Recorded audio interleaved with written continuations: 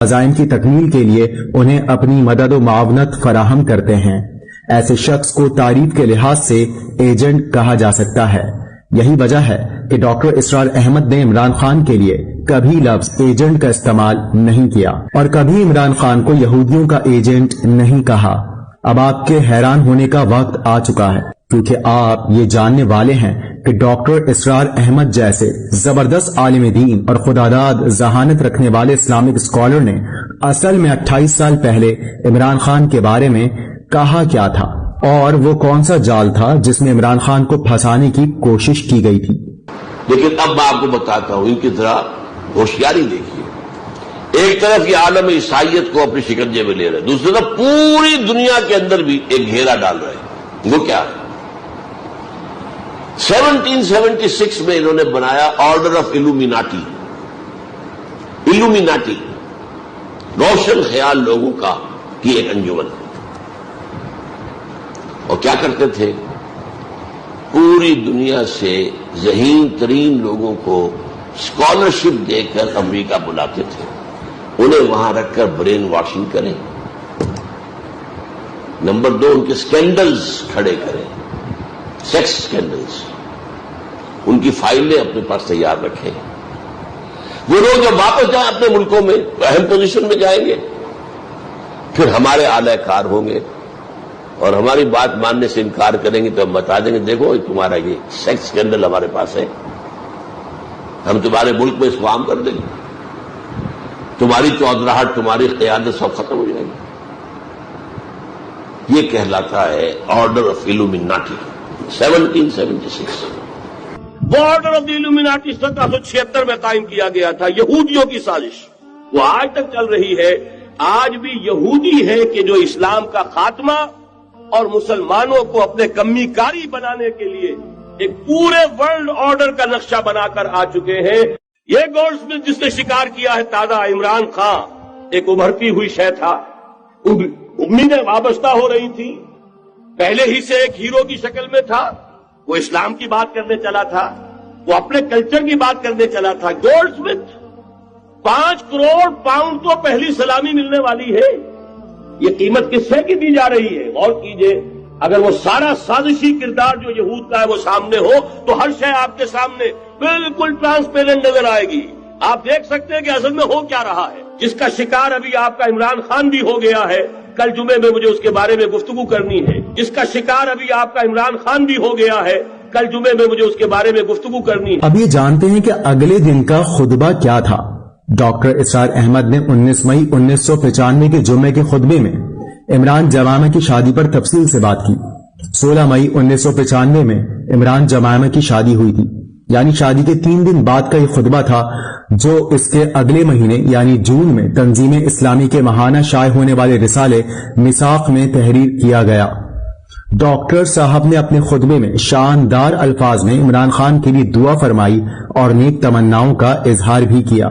میں یہاں آپ کے لیے اس خطبے کی چند جھلکیاں پیش کر رہا ہوں۔ اگر آپ مکمل آرٹیکل کا مطالعہ کرنا چاہتے ہیں تو تنظیم اسلامی کی ویب سائٹ quranacademy.edu.pk پر جائیے، پھر وہاں ملٹی میڈیا کے آپشن پر کلک کیجیے۔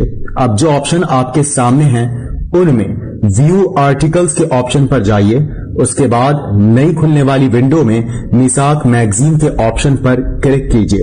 اب ایک لسٹ آپ کے سامنے ہوگی جس میں 1959 سے لے کر اب تک کے تمام میثاق میگزین پڑھنے کے لیے دستیاب ہوں گے۔ اگر آپ مطالعے کے شوقین ہیں اور مذہبی تعلیمات حاصل کرنا چاہتے ہیں تو اب ڈاکٹر اسرار احمد کے ان خطبات کے ایک خزانے کا آپ کو پتہ مل چکا ہے جن کی ویڈیوز موجود نہیں ہیں۔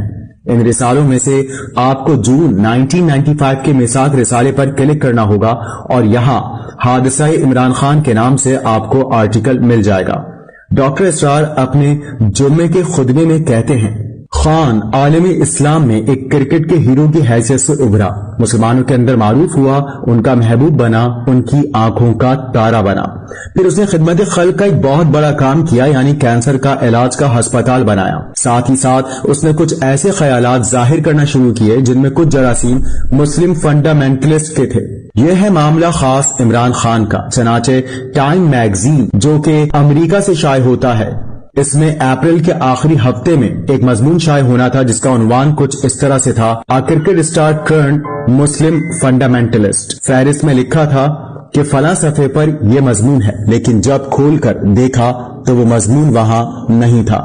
کسی پوشیدہ ہاتھ نے اس مضمون کو وہاں شائع ہونے سے رکوا دیا تھا۔ مجھے بتایا گیا کہ بعد میں وہ مضمون شائع ہو گیا تھا، لیکن یہ کیسے پتا چلے گا کہ یہ وہی مضمون تھا یا محض خانہ پوری کی گئی تھی اور اصل مضمون کو تبدیل کر کے شائع کیا گیا؟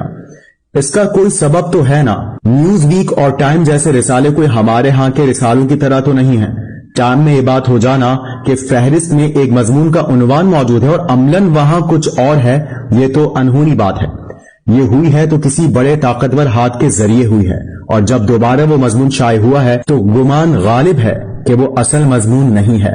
دراصل دنیا میں عمران خان سے ایک خطرہ محسوس کیا گیا کہ یہ پاکستان میں فنڈامنٹلزم کے فروغ کا باعث بن سکتا ہے۔ جنرل حمید گل صاحب بھی آنکھوں میں کھٹکتے تھے، لہٰذا انہیں ISI سے نکلوایا گیا۔ انہوں نے یہ کہہ دیا تھا کہ ہم ایک پریشر گروپ بنانا چاہتے ہیں، اور عمران خان اس گروپ کے اندر ایک اہم حیثیت حاصل کر رہا تھا۔ اس کے بعد ڈاکٹر اسرار احمد اپنے خطبے میں عمران خان کے حوالے سے ایک شعر کہتے ہیں: بہرحال میں عمران خان کے حوالے سے ساری تصویر آپ کے سامنے رکھ رہا ہوں۔ اس سے خطرہ محسوس ہوا کہ کس شیر کی آمد ہے کہ رن کانپ رہا ہے، رستم کا بدن زیر کفن کانپ رہا ہے۔ یہ ڈاکٹر اسرار احمد نے عمران خان کے لیے شعر کہا تھا۔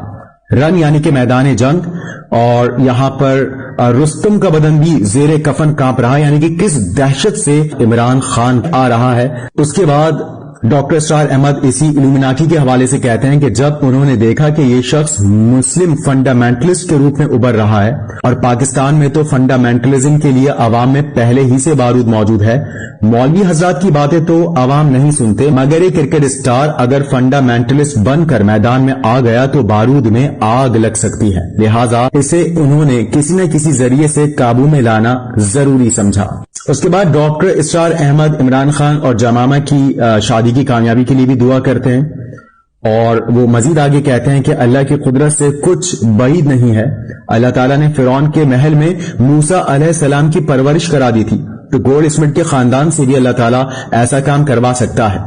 ہم تو یہی دعا کریں گے کہ 1000 دام سے نکلا ہوں ایک جنبش میں۔ یہاں دام سے مراد جالوں کی ہے، 1000 جال یعنی کہ بنے گئے عمران خان کے روکنے کے لیے، اس کو روکنے کے لیے، اور وہ ایک جنبش میں، ایک لمحے میں اس سے نکل آئے۔ یہ دعا ڈاکٹر اسرار احمد کرتے ہیں۔ 1000 دام سے نکلا ہوں ایک جنبش میں کے مصداق یہ سارے دام جو اس کے گرد پھیلائے گئے ہیں وہ انہیں توڑ کر نکل آئے۔ بظاہر احوال تو یہی نظر آتا ہے کہ یہ جبری شادی ہے جو اس پر مسلط کی گئی۔ آخر واقعاتی شہادت، سرکمسٹینشل ایویڈنس بھی کسی بلا کا نام ہے، ورنہ سیدھی طرح یہیں سے شادی کا اعلان کر کے جاتے، کچھ خاندان والے بھی ساتھ گئے ہوتے، لیکن عمران خان یہاں سے جس انداز میں سیرا سیما ہو کر بھاگے ہیں، یہ پس منظر تو ثابت کر رہا ہے کہ یہ ایک اسکینڈل ہے جس میں وہ گرفتار ہو گئے ہیں۔ لیکن اللہ تعالیٰ اس صورتحال کو بدل دے، اس کو اس کا اختیار ہے، اور ہمیں ہمارا وہ کھویا ہوا مسلم فنڈامنٹلسٹ اللہ تعالیٰ لوٹا دے۔ اللہ کی قدرت سے کچھ بعید نہیں۔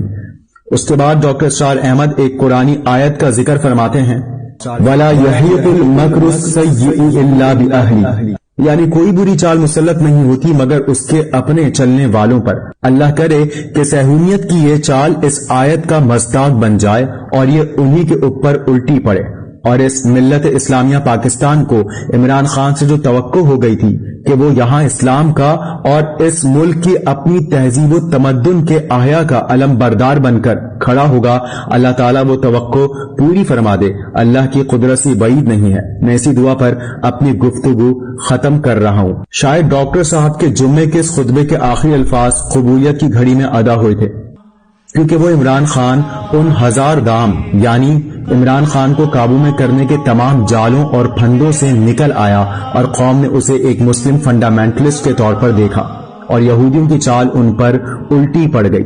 لا الہ الا اللہ، نہیں ہے کوئی خدا سوائے اللہ کے۔